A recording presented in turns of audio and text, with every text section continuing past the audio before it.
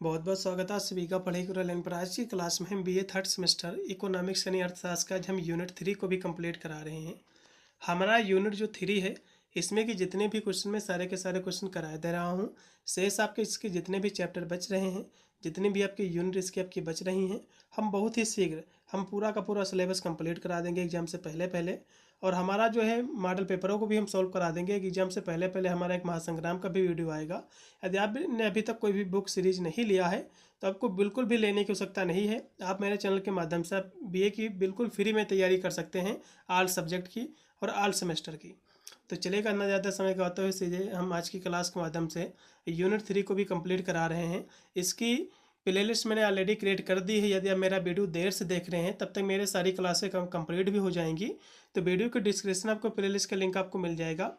आप जाकर इसकी सारी आपको चैप्टर्स क्लासें ले लेना, उसी में आपको मॉडल पेपर भी मिल जाएंगे और एक महासंग्राम का वीडियो मिल जाएगा संपूर्ण आपके पाठ्यक्रम से। मैंने सभी सब्जेक्ट ऑलरेडी हमारे कवर हो गए हैं, कुछ ही सब्जेक्ट हमारे बचे हुए हैं एक दो करके, बहुत ही शीघ्र वो भी कंप्लीट हो जाएंगे। आप जाकर हमारे चैनल के हर एक सब्जेक्ट की क्लासें आप ले सकते हैं बिल्कुल फ्री में। चलेगा, आज की क्लास के माध्यम से हम यूनिट 3 जो है हमारा जो चैप्टर 3 इसको आज हम कंप्लीट कराएंगे। पेपर आपका इकोनॉमिक्स का है, इसमें आपको पढ़ना है हिस्ट्री ऑफ इकोनॉमिक थॉट। आपका पेपर का आपका नेम है आर्थिक विचार का इतिहास। यूपी के जितने भी विश्वविद्यालय हैं सभी का सिलेबस सेम है और अदर स्टेट का भी सिलेबस यदि सेम है, आपको पेपर का नेम आपको मिला लेना है। यदि यही आपको पढ़ना है, यही आपको जो है आर्थिक विचार का आपको पढ़ना है तो आपका भी सिलेबस ही रहेगा। चलेगा, मैंने आपको दूसरे चैप्टर में आपको दीनदयाल उपाध्याय, J.K. मेहता जी, अमर सेन जी, जय भगवती जी के मैंने आर्थिक विचार आपको बताए थे। आज की हमारी जो क्लास रहेगी यूनिट 3 की रहेगी, चैप्टर 3 की रहेगी। इसमें आपको पढ़ना है, इसमें आपको पढ़ना कि प्रारंभिक काल में प्लेटो जी, अरस्तु जी के जो आर्थिक विचार थे, इनके दोनों लोगों के जो है आर्थिक विचार क्या हैं। इन्होंने बहुत सारे विचार दिए हैं तो इनके हम विचारों को विस्तृत में समझेंगे। और उसके साथ साथ इन्होंने जो है उचित लागत और उचित मूल्य का सिद्धांत भी दिया है, तो भी हम जो है इन्हीं के जो है शब्दों में समझेंगे। ठीक है, चलेगा। सबसे पहले हम प्लेटो के आर्थिक विचारों को हम समझेंगे। इन्होंने बहुत सारे आर्थिक विचार दिए हैं, सभी जैसे कि राज्य पर इन्होंने दिया है, ठीक है, सामाजिक कल्याण पर अपना जो है विचार दिया है, बहुत इस तरह सम विभाजन पर दिया है अपना विचार। तो इन सभी हम इनके जो भी विचार हैं जितने भी, इन सभी को समझेंगे। तो प्लेटो के अनुसार शासन संचालन में लोकतंत्र का कोई भी जो है स्थान नहीं है। मतलब जो ये कहते हैं प्लेटो के अनुसार जो शासन का जो संचालन होता है इसमें लोकतंत्र का कोई भी स्थान नहीं है। शासन जो है सर्वाधिक बुद्धिमान व श्रेष्ठ लोगों द्वारा जो है किया जाता है। इनका मानना है कि जो शासन संचालन में जो है कोई भी लोकतंत्र की भावना नहीं होती है, ना ही कोई स्थान रहता है, बल्कि शासन जो है जो कह सकते हो सर्वाधिक जो बुद्धिमान व जो श्रेष्ठ लोग जो होते हैं इनके द्वारा ही किया जाना चाहिए। जो बुद्धिमान लोग हैं, जो श्रेष्ठ लोग हैं, ठीक है, उनके द्वारा ही शासन किया जाना चाहिए। प्लेटो अपने द्वारा स्थापित दार्शनिक के बड़े स्कूल द एकेडमी में गणित एवं दर्शन जो है पढ़ाता था। उनके द्वारा लिखी गई पुस्तक द रिपब्लिक, द लाज, इन्हीं के द्वारा पुस्तक लिखी गई। अब एग्जाम में क्वेश्चन बनता है कि प्लेटो जी की जो है आर्थिक विचार और इनके 2-3 पुस्तकों के नाम बताइए। तो इनके 2 पुस्तकें तो यही हैं, ठीक है। कौन कौन से हैं? एक है द रिपब्लिक, द लाज, इनकी दोनों पुस्तकें हैं ये। उनके जो है आर्थिक विचारों का प्रमुख स्रोत है। इन 2 पुस्तकों में अपने जो है आर्थिक विचारों को उन्होंने जो स्पष्ट किया है, बताया है। और सर्वप्रथम प्लेटो ने ही सामाजिक संगठनों के आर्थिक पहलुओं की ओर जो है ध्यान आकर्षित किया है। एरिस्टोटल ने इस संबंध में कहा है कि वह समाज के सिद्धांत, राज्य शहर के उद्गम के साथ आदर्श सामाजिक संरचना की योजना का क्रमानुसार विवरण प्रस्तुत करने का प्रयास करता था। प्लेटो अर्थशास्त्र को नीति शास्त्र, राजनीति शास्त्र की शाखा मानता था। वह आर्थिक तत्वों के विभिन्न घटनों पर अपने विचार जो है इन्होंने प्रस्तुत किए हैं। जैसे कि राज्य का उद्गम, इस पर इन्होंने अपने विचार को रखे हैं। जैसे कि प्लेटो के अनुसार राज्य का जो उद्गम है, ठीक है, मानव जाति की आवश्यकताओं के कारण जो होता है। मतलब राज्य की जो स्थापना होती है, जिसकी उत्पत्ति होती है, वो मानव की आवश्यकताओं के कारण ही होती है। कोई भी स्वावलंबी नहीं होता है और हम जो है सभी की जो है बहुत सारी आवश्यकताएं रहती हैं। मतलब हम सभी लोगों की बहुत सारी आवश्यकताएं होती हैं जो सामूहिक रूप से एक दूसरे के द्वारा ही पूरी हो सकती हैं। मतलब हम लोगों की बहुत सारी आवश्यकताएं होती हैं जो एक दूसरे की मदद करके ही पूरी की जा सकती हैं। और राज्य जो है सभी का मानवीय आवश्यकताओं की पूर्ति करने में सहायक है। और साझेदारों और मददगारों का यह समूह जो है राज्य कहलाता है। इनका कहना है जो लोग एक दूसरे के साथ साझा करते हैं, ठीक है, एक दूसरे की मदद करते हैं, तो यही जो है समूह जो है राज्य कहलाता है लोगों का। फिर आगे लिखते हैं कि प्लेटो ने अपने राज्य में दो वर्ग जो है शासक व शासित को जो है शामिल किया है। शासन वर्ग में राजा व सैनिक जो है शामिल थे, जबकि जो शासित वर्ग है इसमें शिल्पकार व अकुशल श्रमिक इसमें जो है शामिल है। जो शासक वर्ग है इसके सदस्यों की जो है शिक्षा प्रशिक्षण अलग तरीके से होनी चाहिए, जो विदेशी आक्रमण से देश की रक्षा करने का जो है कार्य करेंगे। मतलब जो है ये कहते हैं कि जो राज्य होता है इसमें दो प्रकार के जो है शासक होने चाहिए, दो प्रकार के वर्ग इसमें होने चाहिए। एक होना चाहिए शासक वर्ग, दूसरा जो है शासित वर्ग होना चाहिए। तो इसमें जो शासक वर्ग है, इससे शासक वर्ग के अंतर्गत आपके राजा आते हैं, सैनिक आते हैं, और शासित वर्ग के अंतर्गत आपके जो शिल्पकार होते हैं, जो मजदूर होते हैं, जो अकुशल श्रमिक होते हैं, ये आते हैं। तो ये कहते हैं जो शासक वर्ग होता है, जो राजा वर्ग होता है, ठीक है, इनके सदस्यों की जो शिक्षा होती है, जो प्रशिक्षण होता है, अलग तरीके से होनी चाहिए। क्यों होनी चाहिए? ताकि जो है जो विदेशी आक्रमण से देश की वह रक्षा कर सके। और 30 वर्ष की आयु पर इन लोगों को एक परीक्षण जो है परीक्षा देनी होगी। जो व्यक्ति पास होगा वह भविष्य का दार्शनिक राजा जो है होगा। अन्य जो है प्रशिक्षण लोग अन्य प्रशासनिक कार्य में सहयोग करेंगे।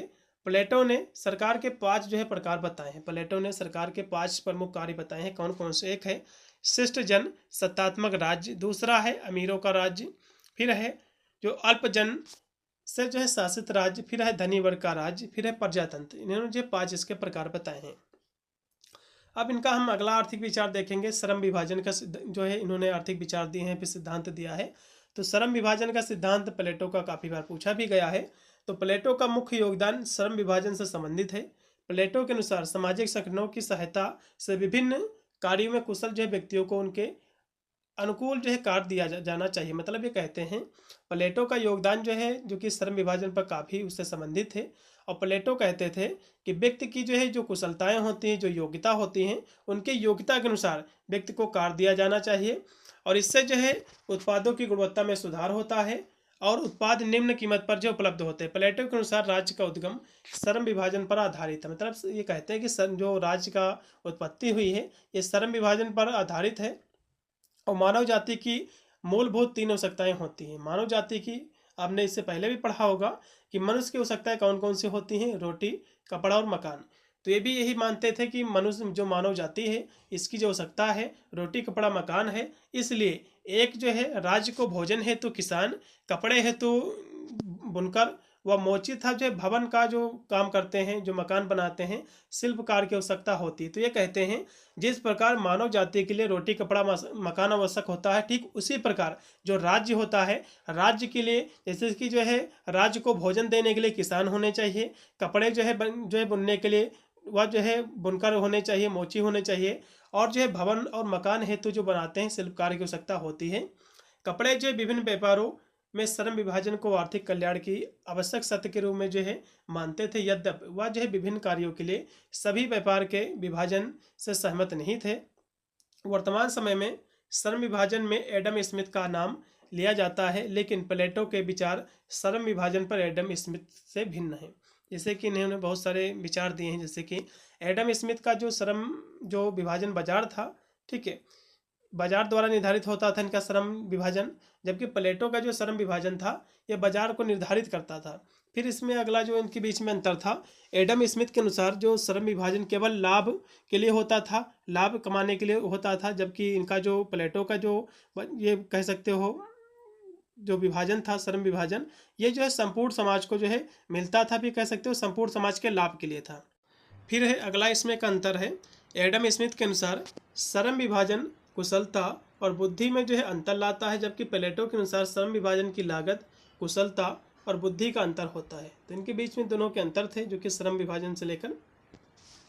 अब इन्होंने प्लेटो जी ने अगला जो सिद्धांत दिया है जनसंख्या संबंधी, इन्होंने जो है अपना सिद्धांत प्रस्तुत किया था।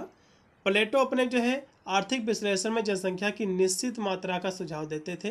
ठीक है, ये कहते थे कि राज्य की जो एक निश्चित जनसंख्या होनी चाहिए। उनके अनुसार किसी शहर की जनसंख्या 5040 होनी चाहिए। यह जो है वह संतुलित संख्या है जो शहर के निवासियों को एक दूसरे से परिचित कराती है।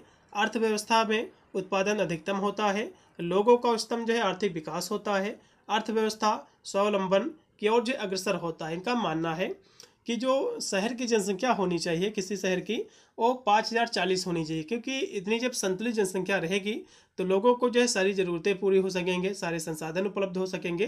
ठीक है, तो इसको एक संतुलित ये जो है जनसंख्या मानते थे। और लोगों का उच्चतम जो आर्थिक विकास है, ठीक है, वो भी अच्छा हो सकेगा और आर्थिक जो स्वावलंबन की ओर जो है लोग जो है अग्रसर हो पाएंगे। यदि जो है किसी शहर की जनसंख्या जो है 5040 से कम है, वह जो है राज्य को प्रोत्साहन के माध्यम से जनसंख्या को जो है बढ़ाना चाहिए। इनका ये भी मत था, यदि किसी राज्य की, किसी शहर की, राज्य की नहीं सॉरी, शहर की, यदि किसी शहर की जनसंख्या जो है 5040 से कम है तो उस शहर के लोगों को जनसंख्या बढ़ानी चाहिए। यदि जनसंख्या जो है 5040 से अधिक है तब जो है राज्य द्वारा नई बस्तियों का विकास किया जाना चाहिए। इसके अतिरिक्त लोगों को स्थानांतरित जो है किया जाना चाहिए। इनका ये मत था। ठीक है, फिर है मुद्रा संबंधी इनका विचार है। तो प्लेटो जो है विनिमय मतलब लेन देन में जो है मुद्रा का उपयोग का जो है समर्थन करते थे। उनके अनुसार व्यापार में सोना चांदी के उपयोग की जगह राज्य द्वारा स्वीकृत एक सामान्य मुद्रा करेंसी का उपयोग जो है किया जाना चाहिए। इनका जो मुद्रा संबंधी जो विचार था, इनका मानना था कि जो विनिमय होता है, ठीक है, जो लेन देन होता है, ठीक है, तो वैसे तो इसके समर्थक थे, लेकिन इनका मानना था जो व्यापार होता है तो व्यापार में सोना चांदी का उपयोग नहीं किया जाना चाहिए, बल्कि उसके स्थान पर कोई एक ऐसी करेंसी लॉन्च करना चाहिए राजा को, उस राज्य के शासक को। ठीक है, एक सामान्य मुद्रा भी करेंसी का उपयोग करना चाहिए जो है सोना चांदी के स्थान पर। फिर है ब्याज का इन्होंने सिद्धांत दिया है। तो प्लेटो जो है ऋण दिए गए धन का ब्याज की तिमाही जो है करता था, लेकिन निश्चित अवधि पर भुगतान न करने पर दंड स्वरूप शुल्क लेने का भी जो है समर्थक था। ये जो थे प्लेटो जी, इनका जो ब्याज संबंधी सिद्धांत था, प्लेटो जो है ऋण दिए गए धन पर ब्याज की जो है मनाही करता था। मतलब जो है ये कहते थे कि जो धन दिया जाता था लोगों को, ठीक है, मतलब जो है जो कह सकते हो लोन दिया जाता था तो उसमें जो ब्याज होता था इसको ये जो है मना करते थे देने को, लेकिन यदि निश्चित अवधि के अंदर यदि वो रुपया नहीं वापस करेंगे तो उनको जो है दंड देने का, दंड स्वरूप यानी शुल्क देने का भी जो है ये समर्थन करते थे। फिर है कृषि संबंधी इनका जो है सिद्धांत दिया है। तो इन्होंने जो है यहूदियों की तरह यूनानी भी जो है कृषि के मुख्य व्यवसाय जो है मानते थे। फिर है धन का वितरण, ये भी क्वेश्चन एग्जाम में फंस सकता है। तो प्लेटो के अनुसार धन का संचय अमीरों के पास जो है नहीं होना चाहिए। ये कहते थे कि जो धन का संचय होता है, ठीक है, अमीर के पास जो है नहीं होना चाहिए। अमीर व्यक्ति जो है धन का अपव्यय बहुत करता है। इनका मानना था कि जो धन का संचय होता है, ठीक है, जो धन रखा जाता है तो अमीर लोगों के पास नहीं रखा जाना चाहिए, क्योंकि जो अमीर लोग होते हैं धन का काफ़ी दुरुपयोग करते हैं, ठीक है, काफ़ी अपव्यय करते हैं, जबकि गरीब अकुशल को जो है जन्म देती है। प्लेटो के अनुसार धन रखने का अधिकार केवल किसानों शिल्पकारों को होना चाहिए। इनका मानना था कि जो धन रखना चाहिए वो किसानों को रखना चाहिए, शिल्पकारों को रखना चाहिए, ठीक है, और अमीर लोगों को नहीं रखना चाहिए, क्योंकि अमीर लोग जो होते हैं धन का अपव्यय करते हैं, ठीक है, कह सकते हो उसको अच्छे कार्यों में नहीं धन का यूज करते हैं। फिर है शासकों और जो प्रशासकों के पास संपत्ति का जो है एकत्रीकरण व रखने की अनुमति नहीं होनी चाहिए। ठीक है, इनका कहना कि जो शासक हैं, जो प्रशासक हैं, उनके पास जो संपत्ति का एकत्रीकरण जो है रखने की अनुमति नहीं होनी चाहिए। शहर में हमेशा दो भाग होते हैं, एक होता है धनी वर्ग, दूसरा होता है गरीब वर्ग होता है। तो ये दोनों जो है हमेशा युद्ध में संलग्न जो है होते हैं। फिर है इन्होंने दास्ता संबंधी अपना सिद्धांत दिया है।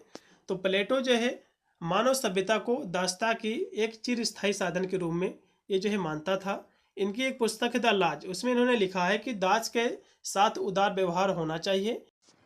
विदेशी जो युद्ध में कैदी बनाते थे उन्हें दास जो है बनाया जाता था। ये कहते हैं कि जो विदेश से जो युद्ध जब होता था उसमें जो भी कैदी बना लिए जाते थे तो उनको दास बनाया जाता था।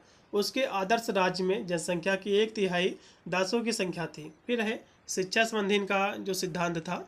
तो प्लेटो जी जो है लड़कों और लड़कियों दोनों की जो समान शिक्षा था इसके समर्थक थे। ये इनका मानना था कि जो लड़की हैं जो लड़के हैं दोनों को समान शिक्षा मिलनी चाहिए। वर्तमान में शिक्षा संबंधी प्लेटो के विचार काफ़ी महत्वपूर्ण हैं। फिर है साम्यवाद का इनका सिद्धांत है।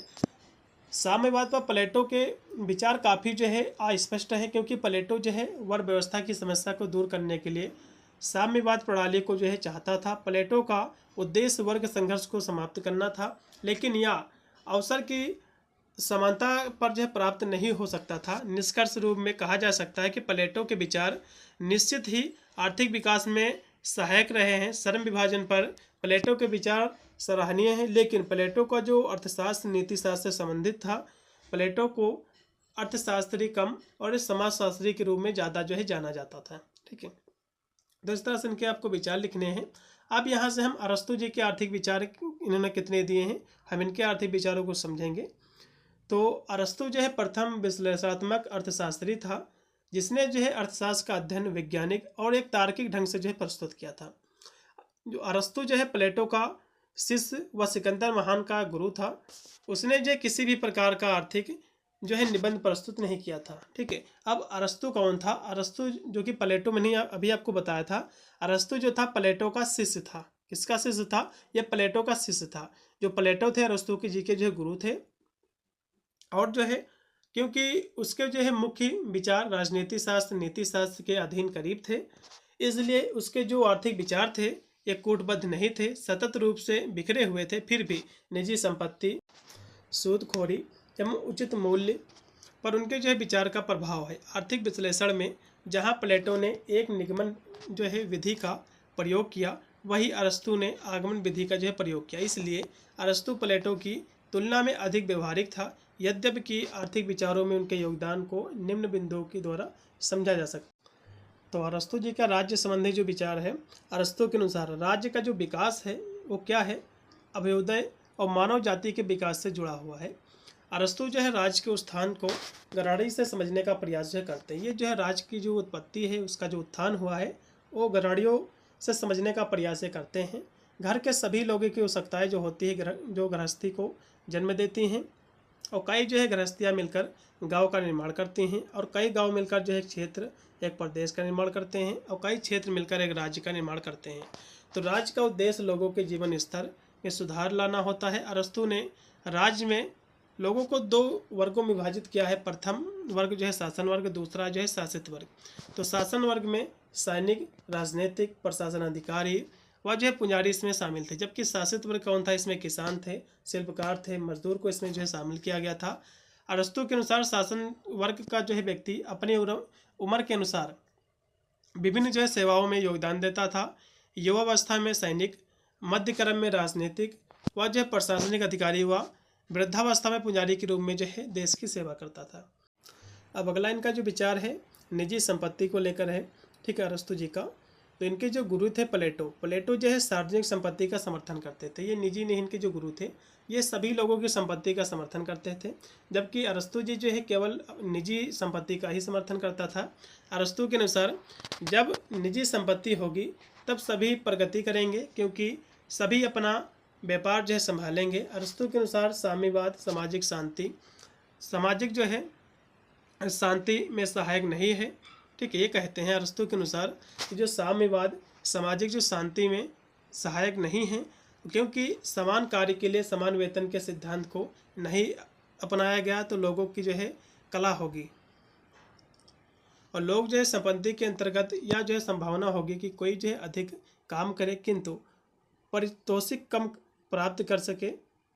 अरस्तु के अनुसार व्यवहारिक अनुभव यहाँ कहते हैं कि निजी संपत्ति सार्वजनिक संपत्ति से बेहतर होती है, क्योंकि इसके प्रति लोगों में सहानुभूति होती है और मितव्ययी रूप से इसका उपयोग करते हैं। ये कहते हैं अरस्तु जी कि निजी संपत्ति की जो है, ठीक है, ये सार्वजनिक संपत्ति से बेहतर होती है, क्योंकि व्यक्ति के पास जब निजी संपत्ति होगी, सबके पास रुपया पैसा होगा, तो अपना बिजनेस कर पाएंगे, अपना जो आर्थिक स्तर है उसको सही कर पाएंगे। तो यही बताने का प्रयास किए हैं। आगे अरस्तु बताते हैं कि निजी संपत्ति के द्वारा व्यक्ति की जो अपनी आवश्यकताएँ होती हैं उनको पूरा कर सकता है, और अतिरिक्त धन को दोस्तों रिश्तेदारों को भी जो है दे सकता है, वितरण दे सकता है। ठीक है, फिर है अर्थशास्त्र का जो सिद्धांत है। ठीक है, तो अर्थशास्त्र एक यूनानी शब्द है जिसका अर्थ होता है गृहस्थी का प्रबंधन होता है। तो गृहस्थ के तत्वों का विश्लेषण करते हैं, और अरस्तु जो अर्थशास्त्र के सिद्धांत का विकास व विश्लेषण करते हैं। उनके अनुसार आर्थिक गतिविधियों से जुड़े दो तत्व होते हैं, एक है प्रथम अर्थशास्त्र, दूसरा है वित्त विज्ञान।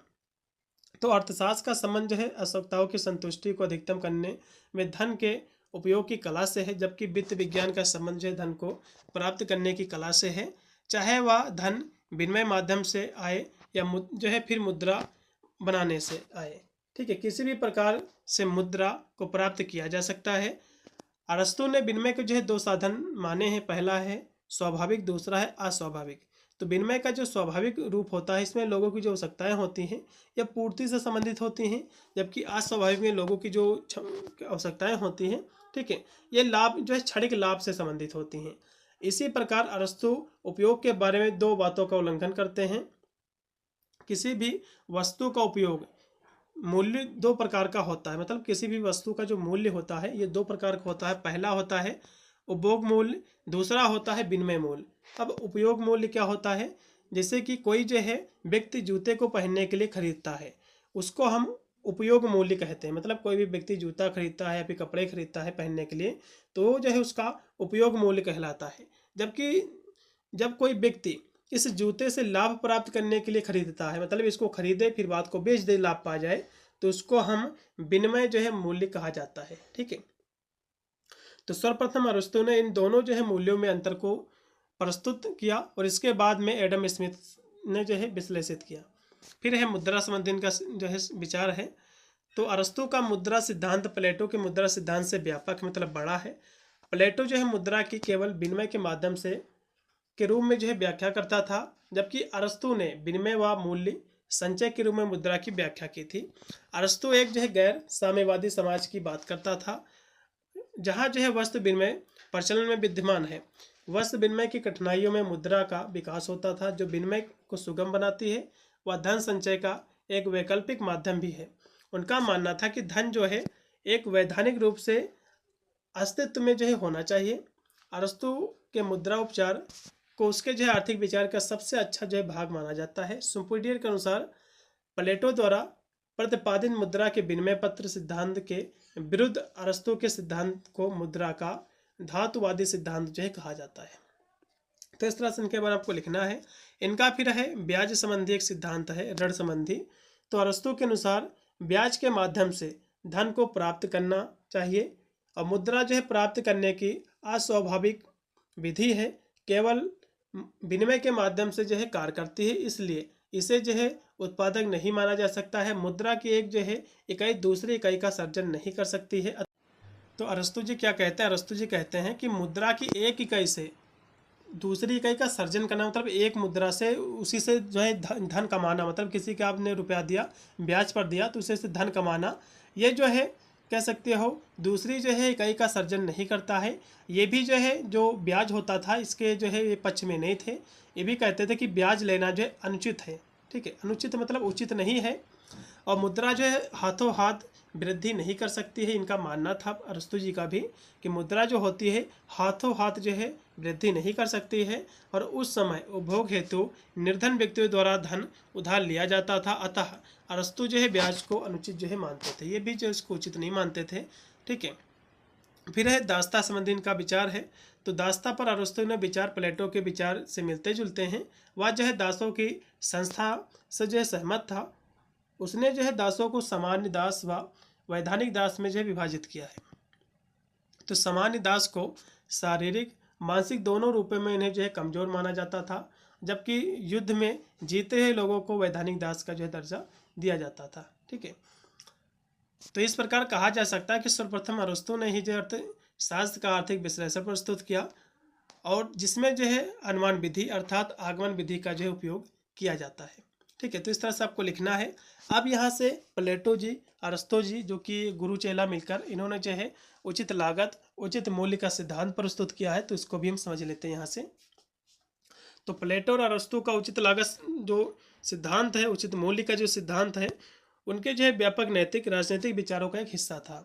उन्होंने जो है आर्थिक गतिविधियों को समाज की समग्र भलाई और न्याय के अधीन जो है माना है, जबकि प्लेटो ने एक आदर्श राज्य के संदर्भ में इस विचार को जो है प्रस्तुत किया है। अरस्तु ने इसे जो है अधिक व्यवहारिक दृष्टिकोण से देखा है। अब यहाँ से हम प्लेटो के आर्थिक विचार को हम समझेंगे। तो प्लेटो ने अपने ग्रंथ रिपब्लिक में एक आदर्श राज्य की कल्पना की है, जहाँ आर्थिक क्रियाकलाप एक नैतिक और सामाजिक ढांचे के भीतर जो है संचालित होते हैं। तो श्रम विभाजन का सिद्धांत इन्होंने दिया है। तो प्लेटो के अनुसार एक सुचारू समाज के लिए श्रम का विभाजन आवश्यक है। प्रत्येक व्यक्ति को अपनी जो है प्राकृतिक योग्यता के अनुसार कार्य करना चाहिए। या जो है विभाजन 3 वर्ग में था। एक था शासक यानी दार्शनिक राजा, सैनिक था, फिर था कारीगर यानी किसान वगैरह थे, उत्पादक लोग थे, फिर है निजी संपत्ति व जो है साम्यवाद का। तो प्लेटो का कहना था कि शासक और जो है सैनिक वर्ग को निजी संपत्ति रखने की अनुमति नहीं होनी चाहिए। ठीक है, वही चीज़ है जो सिद्धांत मैंने आपको बताए हैं। इनका मानना था कि जो संपत्ति होती है, जो धन होता है, ये जो सैनिक होते हैं, जो शासन होते हैं, जो राजा होते हैं, उनका जो है नहीं अनुमति होनी चाहिए रखने को धन को, ताकि वे जो है भ्रष्टाचार से मुक्त रहें, अपने कर्तव्यों पर ध्यान केंद्रित कर सके। हालांकि उन्होंने उत्पादन वर्ग के लिए निजी संपत्ति की आवश्यकता को भी जो स्वीकार किया है। फिर है उचित मूल्य का सिद्धांत। तो प्लेटो के उचित मूल्य की अवधारणा उनके आदर्श राज के न्याय सिद्धांत पर आधारित थी। उनके लिए मूल्य का निर्धारण नैतिक सिद्धांतों के आधार पर होना चाहिए, न कि बाजार की शक्तियों पर। तो यह एक सामाजिक जो है समन्वय बनाए रखने के लिए जरूरी था, और जहाँ कोई भी वर्ग दूसरे वर्ग का शोषण जो है न करे। अब यहाँ से अरस्तु जी के कुछ आर्थिक विचार थे, जैसे कि अरस्तु जो है प्लेटो जी के जो है शिष्य थे। आर्थिक विचारों पर अधिक जो व्यवहारिक दृष्टिकोण भी रखते थे। उनके पहला जो अर्थशास्त्री भी जो इनको कहा जाता है। फिर है यहाँ से इनकी परिभाषा, जैसे कि अर्थशास्त्र ने इन्होंने स्पष्ट किया है। तो अरस्तु ने अर्थशास्त्र को गृह प्रबंधन के रूप में परिभाषित किया है। अरस्तु जी ने जो अर्थशास्त्र की परिभाषा दिया है, तो इन्होंने इसमें कहा है कि जो अर्थशास्त्र होती है ये गृह प्रबंधन के होती है। ठीक है, यानी घर का प्रबंधन करती है, जिसका उद्देश्य परिवार की जो भौतिक आवश्यकताएं होती हैं उनको पूरा करना होता है। और उन्होंने जो संपत्ति को 2 प्रकार जो है बताए हैं इसके। एक बताया है प्राकृतिक और जो है वास्तविक संपत्ति। एक बताई है पैसा कमाने का तरीका।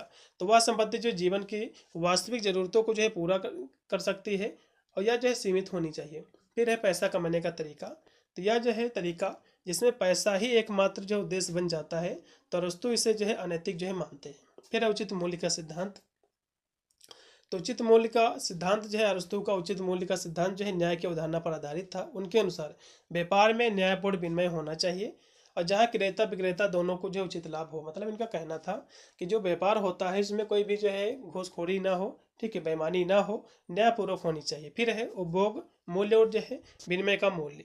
तो उन्होंने इस पर भी अपने विचार स्पष्ट किया। कहते हैं कि उन्होंने वस्तुओं को इनके 2 मूल्यों के बीच में अंतर किया है। एक है उपभोग मूल्य, दूसरा है विनिमय मूल्य।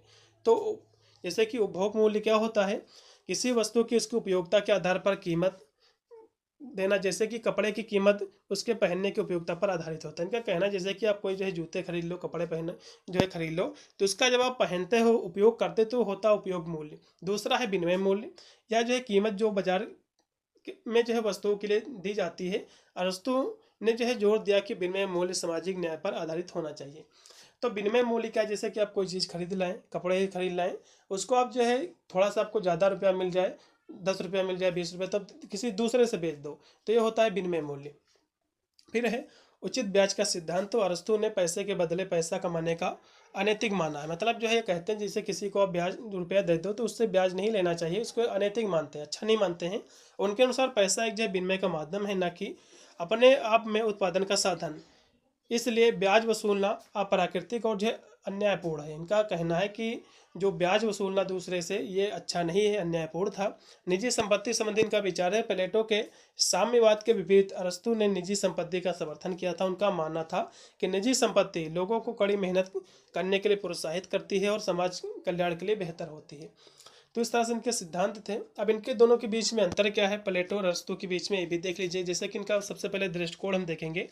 प्लेटो जी जो है आदर्शवादी और काल्पनिक जो है दार्शनिक थे, मतलब जो है विचारक थे।